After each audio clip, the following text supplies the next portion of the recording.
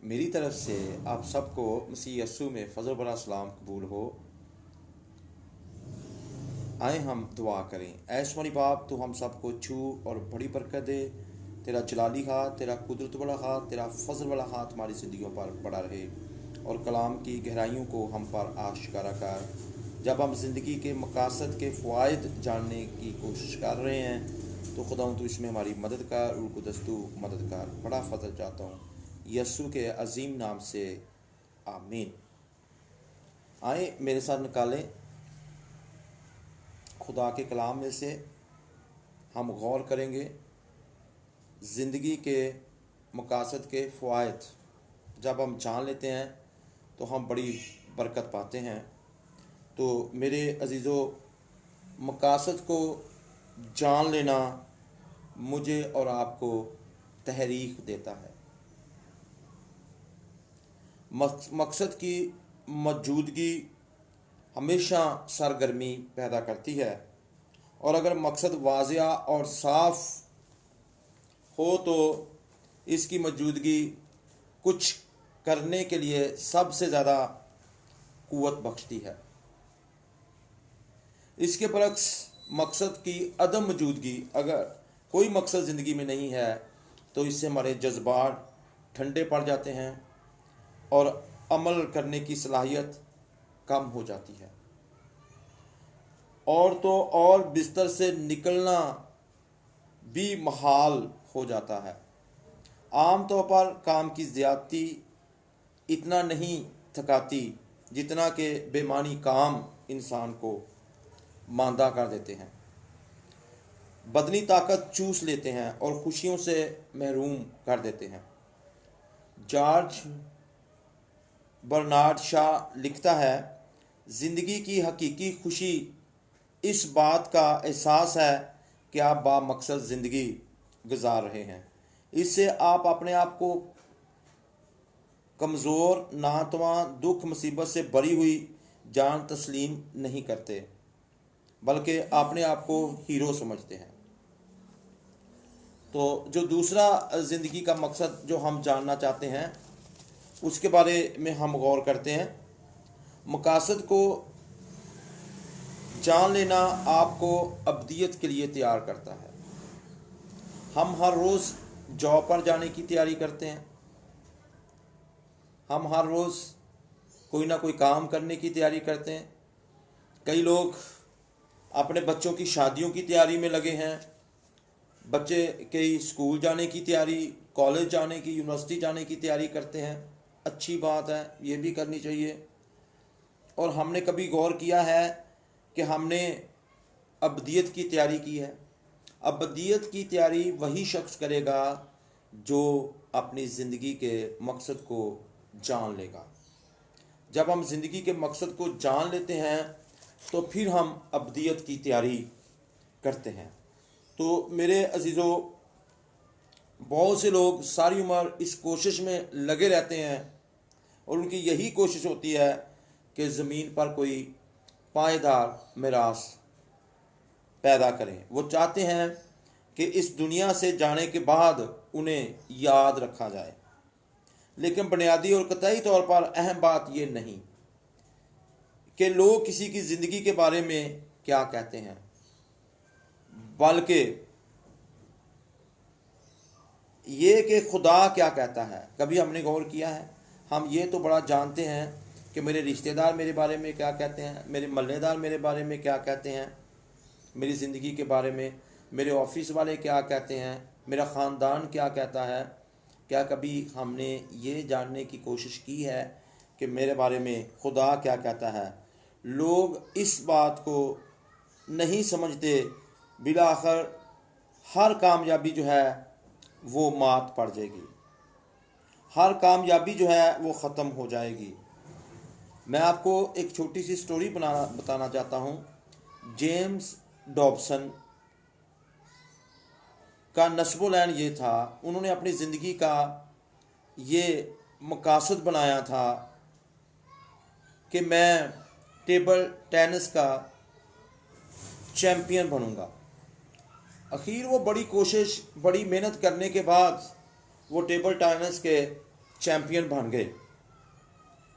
تو میرے عزیزوں کیا ہوا؟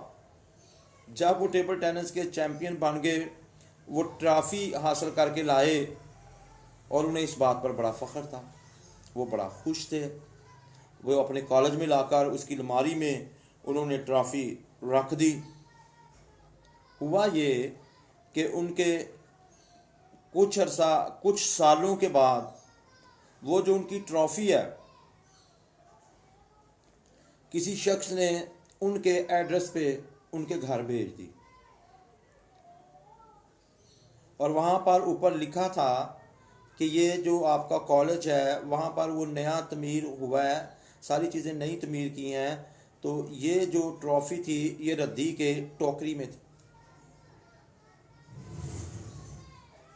اور وہ یہ دیکھ کر حیران ہوئے، یہ دیکھ کر وہ پریشان ہوئے کہ میں نے اس ٹرافی کے لیے بڑی محنت کی ہے اور بڑی شہرت بھی حاصل کی ہے، بڑی عزت بھی مجھے ملی ہے، لیکن چند سالوں کے بعد وہ ختم ہو گئی۔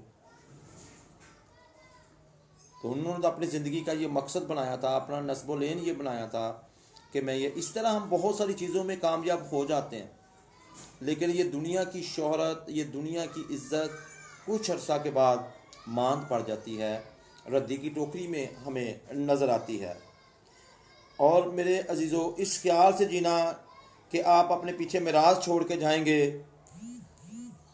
کم عقلی ہے، اور وقت کا عاقلانہ استعمال یہ ہے کہ ابدی میراث بنائی جائے۔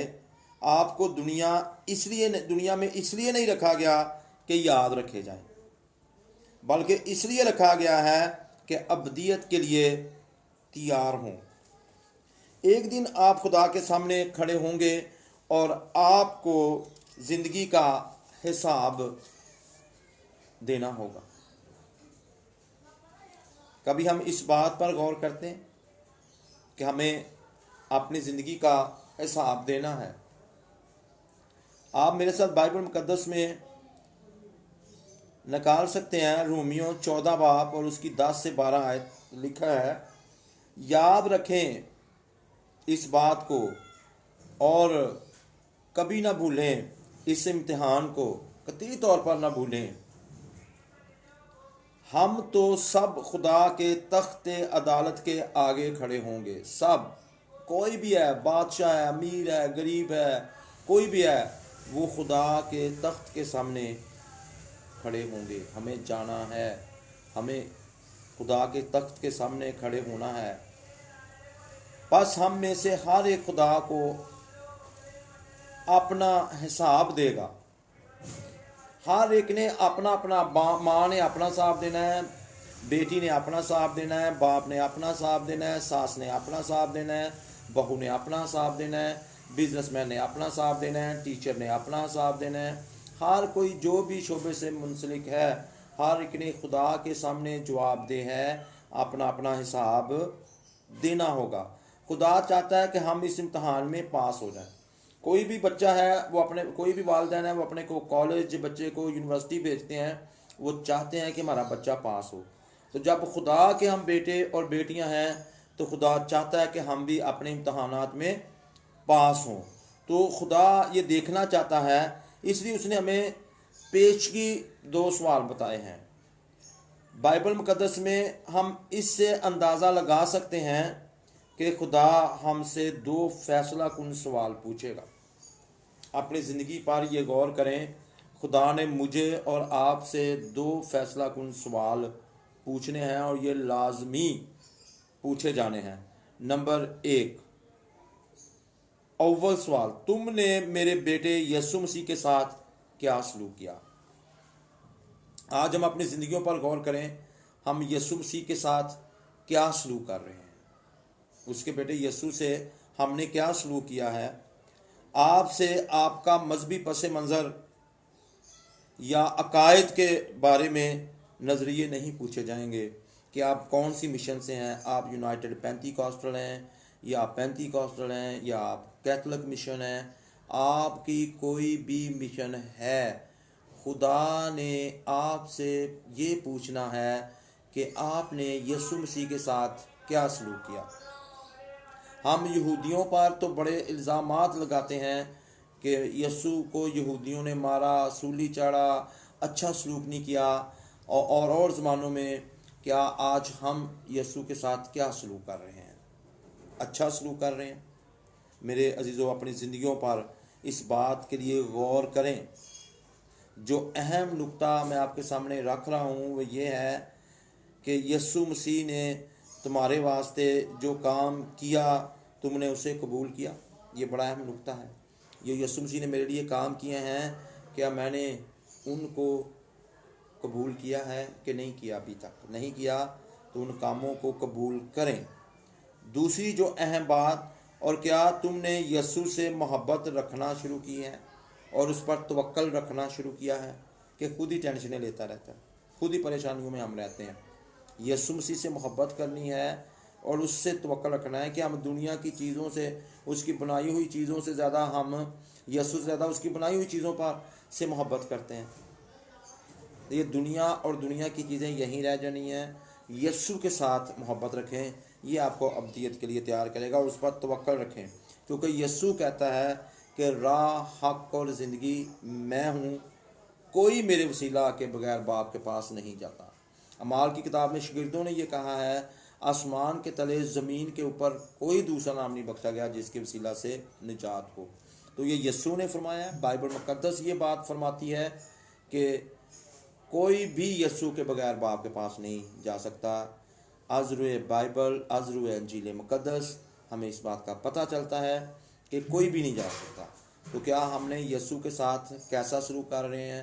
اور اس بات پر غور کریں، اپنی زندگی میں محبت کی ہے یسوع کے ساتھ، اس کو قبول کیا ہے، ہر بات کے لیے اس پر توکل کرتے ہیں یا خود ہی ٹینشنیں لیتے ہیں؟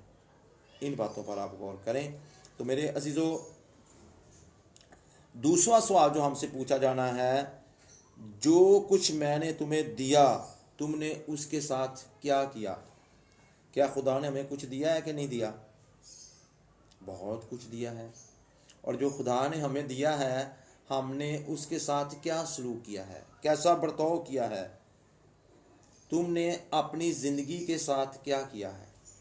جو خدا نے مجھے زندگی دی ہے، میں نے کیا کیا اور اس کے ساتھ کیا کر رہا ہوں؟ انہیں اپنی ذات پر خرچ کیا ہے یا اپنی نعمتوں، اپنی صلاحیتوں، جو خدا نے مواقع آپ کو دیے ہیں، توانائی دی ہے، تعلقات دیے ہیں اور خدا داد وسائل دیے ہیں، ان کو آپ کہاں خرچ کر رہے ہیں؟ اپنے مقاصد کے لیے ہی خرچ کر رہے ہیں یا خدا کے لیے خرچ کر رہے ہیں؟ فرض کیے خدا نے آپ کو روپیہ پیسہ دیا ہے، اس کا 10% خدا کے لیے خرچ کر رہے ہیں یا وہ 10% بھی خود خرچ کرتے ہیں؟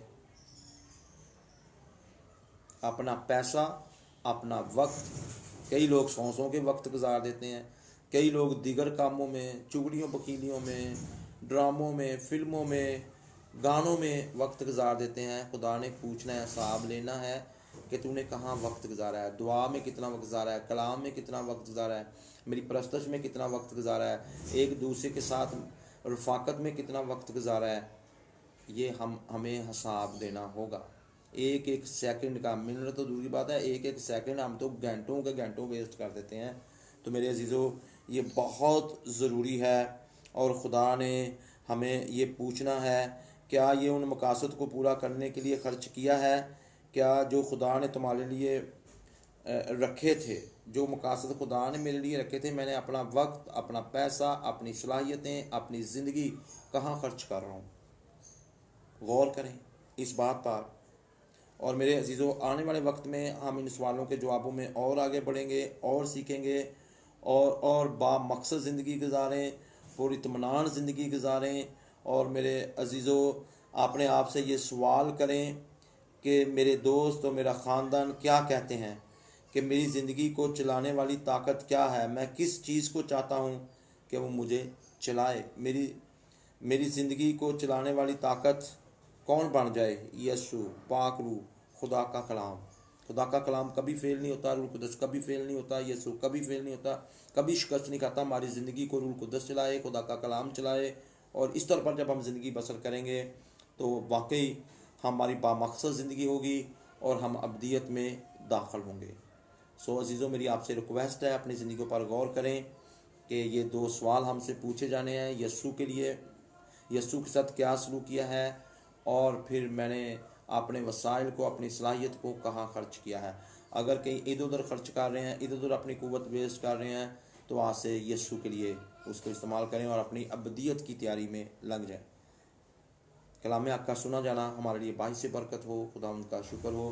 ایسوانی باپ جو بھی میرے ساتھ سن رہے ہیں کلام، خدا ایک ایک کو برکت دے، ایک ایک پر تیرا فضل والا ہاتھ، تیرا جلالی ہاتھ، تیرا قدرت والا ہاتھ ان کی زندگیوں پر ٹھہرے، کبھی کسی چیز کی کمی نہ آنے پائے۔ سب پر تیرا بڑا فضل، تیرا رحم، تیرا ترس چاہتا ہوں، تیرا بڑا ہوا ہاتھ چاہتا ہوں، اور خدا ان کی روح میں آگے بڑھیں، تیرے جلال میں آگے بڑھیں، تیرا دینا ہاتھ ان کی زندگیوں پر ٹھہرا رہے، یسوع کے عظیم اور بابرکت نام سے آمین۔